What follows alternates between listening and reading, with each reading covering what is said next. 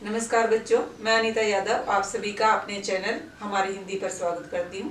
तो बच्चों, मैं बताना चाहूंगी आज की कक्षा में हम 12वीं कक्षा की आरओ पुस्तक का पहला पाठ भक्तिम उसके प्रश्न उत्तर करेंगे। ये प्रश्न उत्तरों पे चर्चा करना इसलिए जरूरी है कि बच्चे रट्टा मारकर अगर याद करेंगे तो वो कुछ समय तक याद रहेंगे, उसके बाद वो भूल जाते हैं। लेकिन अगर इन्हीं प्रश्नों पर एक बार चर्चा कर ली जाए, समझ लिया जाए, तो वो उत्तर आपको लंबे समय तक याद रहेंगे। इसलिए मैं आपके साथ चर्चा करना चाहूंगी। हमारे अभ्यास का पहला प्रश्न है कि भक्तिन अपना वास्तविक नाम लोगों से क्यों छुपाती थी और भक्तिन को यह नाम किसने और क्यों दिया।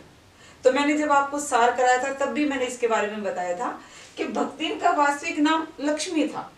लक्ष्मीन बोलते थे, देहाती भाषा में लक्ष्मीन बोलते हैं। और वो लोगों से अपना नाम इसलिए छिपाती थी कि जो लक्ष्मी का अर्थ होता है वो होता है धन की देवी। लक्ष्मी धन की देवी होती है, धन संपदा अपार होती है उसके पास। लेकिन भक्तिन का जीवन बिल्कुल उल्टा था। भक्तिन के जीवन में गरीबी थी, तंगहाली थी, उसके पास पैसे की बहुत कमी थी। इसलिए उसका ये नाम उस पर सही नहीं था। उसको नहीं लगता था कि ये नाम मेरे लिए सही है, इसलिए वो लोगों से अपना नाम छिपाती थी। और रही बात उसको ये नाम किसने दिया और क्यों दिया, तो वास्तविक नाम लक्ष्मी था और जाहिर है माता पिता ने ही दिया होगा उसको ये नाम। माता पिता अपनी संतान का जब नामकरण करती है, नाम रखती है, तो वो यही सोचकर रखती है अपनी संतान के लिए कि जो नाम वो रखे अपनी संतान का वो उसके लिए जीवन में सार्थक हो। और यही सोचकर उन्होंने अपनी पुत्री का नाम लक्ष्मी रखा होगा कि उनकी पुत्री के जीवन में, वैवाहिक जीवन में आगे धन की किसी प्रकार की कमी ना रही, इसीलिए उन्होंने अपनी पुत्री को लक्ष्मी नाम दिया था। अब अगला प्रश्न है हमारे अभ्यास का दूसरा कि 2 कन्या रत्न पैदा करने पर भक्तिन पुत्र महिमा में अंधी जिठानियों द्वारा घृणा व उपेक्षा का शिकार बनी। ऐसी घटनाओं से ही यह धारणा बनती है कि स्त्री ही स्त्री की शत्रु होती है। क्या आप इससे सहमत है? बिल्कुल सही। पहले तो मैं आपको ये बताऊंगी, प्रश्न में 2 कन्या रत्न की बात हो रही है। भक्तिन के 3 पुत्रियां थी, 2 नहीं 3 पुत्रियों को जन्म दिया था। और उसके साथ ऐसा ही हुआ क्योंकि उसकी जो जिठानियां थी वो भी पुत्रों की माता थी, उनके भी पुत्र थे। और उसकी सास थी, वो भी 3 पुत्रों की माता थी। और भक्तिन के तो एक के बाद एक करके 3 बेटियां हो गई। इसी कारण वो अपनी ससुराल में अपनी जेठानियों द्वारा, अपनी सास के द्वारा उपेक्षा का शिकार हुई, क्योंकि उसकी सास और जेठानियां तो अपने आप को बहुत भाग्यवान मानती थी कि उन्होंने तो पुत्रों को जन्म दिया है। इससे ये जाहिर होता है कि जो हमारा समाज है ना, वो शुरू से ही पुत्रियों की अपेक्षा पुत्रों को ज्यादा महत्व देता है। इसी वजह से जो स्त्रियां पुत्रियों को जन्म देती है वो खुद भी हीन भावना का शिकार हो जाती है। उनको लगता है, खुद को भी उनको महसूस होता है कि वो दूसरी स्त्रियों से, जो पुत्रों की माता है, उनसे हीन है। हालांकि इस पाठ में ये दिखाया गया है कि जो भक्तिन का पति है वो बहुत अच्छा है, वो उसके साथ मारपीट नहीं करता था, उसने कभी भी उसको पुत्रियां होने पर ताना नहीं मारा। लेकिन यहाँ तो उसकी सास और जेठानियां ही उसके साथ पक्षपात कर रही थी। तो इससे ये धारणा बिल्कुल सही साबित हो रही है कि स्त्री ही स्त्री की शत्रु होती है। अगर उसकी सास उसके साथ समानता का व्यवहार करती, उसकी जेठानियों की तरह पुत्रियों को भी बेटों को जैसा सम्मान देती, तो उसके साथ ये अन्याय होता ही नहीं। तो ये बिल्कुल सही कहा गया है, मैं इससे बिल्कुल सहमत हूं कि एक स्त्री ही स्त्री की शत्रु होती है। अगला प्रश्न है, भक्तिन की बेटी पर पंचायत द्वारा जबरन पति थोपा जाना एक दुर्घटना भर नहीं बल्कि विवाह संदर्भ में स्त्री के मानवाधिकार व स्वतंत्रता को कुचलने की सदियों से चली आ रही परंपरा है। कैसे?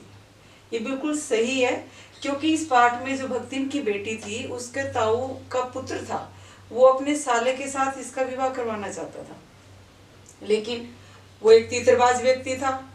भक्तिन की बेटी ने उसके साथ विवाह करने से मना कर दिया। ऐसे में ताऊ के पुत्र ने एक योजना बनाई, चाल चली और उस चाल में उसको फंसा दिया।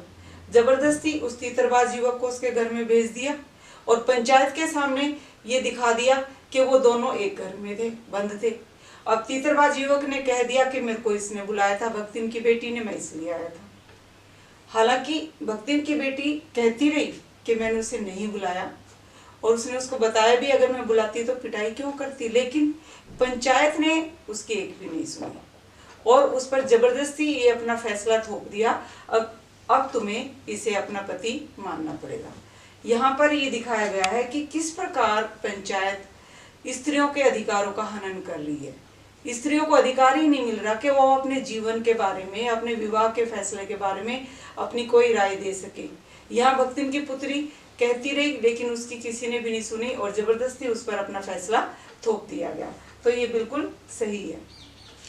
प्रश्न नंबर 4 है हमारा, भक्तिन अच्छी है ये कहना कठिन होगा क्योंकि उसमें दुर्गुणों का अभाव नहीं। लेखिका ने ऐसा क्यों कहा होगा?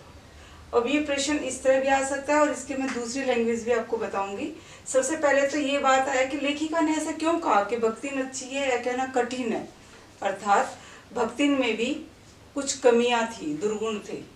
उसके लेखिका के जैसे वो घर आई थी, लेखिका ने उसमें देखा था उसमें बहुत सारी कमियां थी और जिनको वो सुधार भी नहीं रही थी। सबसे पहली बात तो वो घर में पड़े इधर उधर जो पैसे होते थे उनको उठाकर भंडार घर की एक मटकी में रख देती थी और कोई पूछता तो कहती कि ये चोरी करना नहीं है, ये इधर उधर पड़े पैसे संभाल कर रखे। दूसरा, भक्तिन झूठ भी बोलती थी। उसको अगर लगता था किसी बात पर मालकिन नाराज होगी तो वो बात को घुमा फिरा कर बताती थी और कहने पर कहती इतना झूठ तो धर्मराज को भी बोलना पड़ता होगा। तीसरी बात उसकी थी कि वो शास्त्रों को भी अपने अनुसार ढाल लेती थी। बाल कटवाने की बात आई थी तो उसने शास्त्रों को ही अपने अनुसार ढाल दिया कि ऐसा तो शास्त्रों में भी लिखा है कि हमें विधवा को एक बाल कटवा के रहना चाहिए। चौथा, कोई भी बात होती थी वो दूसरे व्यक्ति की बात को नहीं सुनती थी, अपनी बात के अनुसार उसको ढाल लेती थी। महादेवी वर्मा ने कई बार उसको समझाया कि पुकारे जाने पर आए करके मत बोला करो, जी कहा करो, साफ साफ धोतिया धो करो, लेकिन नहीं, वो वैसे की वैसे ही चलता रहा उनका। दूसरा, वो इतना अधिकार मानती थी महादेवी पर इतना कि अगर महादेवी उसको चले जाने के लिए भी कहती तो वह वहीं खड़ी मुस्कुराती रहती थी, जाती नहीं थी। तो इस हिसाब से लेखिका ने जो भक्तिन के बारे में कहा है वो बिल्कुल ठीक है कि उसमें भी कमियां थी। अब ये प्रश्न एक तो इस तरह आ सकता है, एक प्रश्न अगर आपका है कि भक्तिन का चरित्र चित्रण कीजिए तो भी आपका यही उत्तर बनेगा।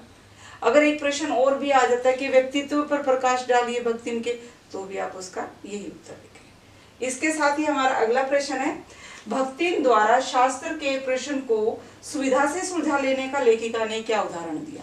जैसे कि मैंने अभी बताया कि भक्तिन शास्त्रों को भी अपने अनुसार सुलझा लेती थी। भक्तिन हर बृहस्पतिवार को अपना सिर गुटवाती थी। महादेवी वर्मा कुप्रथाओं के विरुद्ध थी, उन्होंने उसको मना किया, समझाया कि ये सब सही नहीं है, मत बाल कटवाया करो। लेकिन उन्होंने क्या कहा कि नहीं, गलत नहीं है, ये तो शास्त्रों में भी लिखा हुआ है कि हमें अर्थात विधवाओं को बाल कटवाने चाहिए। और महादेवी ने उससे पूछा ऐसा कहाँ लिखा है, कौन से शास्त्र में लिखा है? तो उन्होंने कहा तीर्थ गए मुंडाए सिद्ध। अब महादेवी को पता था ऐसा किसी भी शास्त्र में नहीं लिखा हुआ, लेकिन भक्तिन अपनी बात पर अड़ी रहती थी, वो अपनी बात को ही सही साबित करती थी, इसलिए महादेवी ने उसको कहना ही छोड़ दिया और वो उसी प्रकार हर बृहस्पतिवार को अपने बाल कटवाती रहती थी। अब इसके बाद अगला प्रश्न है हमारा, भक्तिन के आ जाने से महादेवी अधिक देहाती कैसे हो गई। अब जब से भक्तिन महादेवी वर्मा के घर पे आई थी उसका रहन सहन ही बदल गया था महादेवी वर्मा का। वजह क्या थी कि जो भक्तिन थी वो देहात से संबंध रखती थी, उसको देहात के बारे में जाने, शहर के बारे में तो उसे कुछ पता ही नहीं था। देहात का ही खान पान, देहात की भाषा, देहात का ही सब कुछ वो जानती थी। अब जो महादेवी वर्मा के लिए जो खाना बनाती थी वो भी देहाती खाना बनाती थी, जैसे मोवे की लपसी बना दी, तिल के मालपुए बना दिए, भुट्टे की खिचड़ी बना दी और वो उसको इस तरह के ही मट्ठा पिलाती थी, इस तरह के भोजन देती थी। शुरू में तो महादेवी को थोड़ी सी असुविधा हुई क्योंकि उसको इस तरह का खाना खाने की आदत नहीं थी, लेकिन भक्तिन थी, शहर का वो सीख नहीं रही थी और अपना ही भोजन वो जो बनाती थी वो इसको खिलाती थी। लेकिन धीरे धीरे महादेवी वर्मा जो भक्तिन खाना बनाती थी उसी खाने को खाने लगी और उसी की तरह उसका व्यवहार हो गया। भक्तिन ने अपनी देहात की जितनी भी दंत कथाएं थी वो सारी महादेवी वर्मा को सुना दी, सारी दंत कथाएं सुना दी, लेकिन खुद को उसने नहीं बदला। इस प्रकार भक्तिन के आ जाने के बाद जो महादेवी वर्मा का जीवन था लगभग वो देहाती सा हो गया था। तो बच्चे ये थे हमारे इस पाठ के अभ्यास के प्रश्नोत्तर। इस हिसाब से आप बोर्ड की कक्षा है तो मैं ये कहूंगी कि आप केवल इन्हीं प्रश्नों को याद नहीं करेंगे, इनके अलावा और भी प्रश्न आ सकते हैं, जैसे कि मैंने आपको समझाते हुए बताया भी था। और भी बहुत से प्रश्न बन सकते हैं, जैसे महादेवी को छोड़कर क्यों नहीं गई भक्ति युद्ध के समय, या और इस तरह के बहुत से प्रश्न बन सकते हैं। वो आप पाठ पढ़ा होगा, आपने पाठ का सारा आपने ध्यान से सुना होगा तो आपको वो याद हो जाएंगे। तो इस प्रकार हमारा ये पाठ आज कंप्लीट हो जाता है। इस पाठ से संबंधित मैंने सबसे पहले महादेवी वर्मा का जीवन परिचय से आपको समझाया, फिर पाठ का सार था, और उसके बाद इससे पहली मेरी जो वीडियो थी MCQ, उसमें मैंने इस पाठ के 70 बहुविकल्पीय प्रश्न आपको समझाए थे। मैं आपको बताना चाहूंगी, जो मेरी पिछली वीडियो है MCQ, उसमें प्रश्न संख्या 10 है, महादेवी वर्मा को पद्म भूषण सम्मान कब मिला, तो उसमें 1936 के बजाय उसका उत्तर 1956 है। मैं अपनी ID पर लिंक डाल दूंगी, अगर आपने वो अभी तक नहीं देखी है तो उसको दोबारा देखिए, और उसको आप पढ़ने के बाद, उस वीडियो को देखने के बाद आपको लगेगा कि वास्तव में ही आपका ये पाठ पूरा तैयार हो गया है। तो प्यारे बच्चों, आपने अगर अभी तक भी मेरा चैनल सब्सक्राइब नहीं किया है तो उसे सब्सक्राइब करें, और मेरी वीडियो अगर आपको पसंद आ रही है तो उसे लाइक करके कमेंट जरूर करें। धन्यवाद।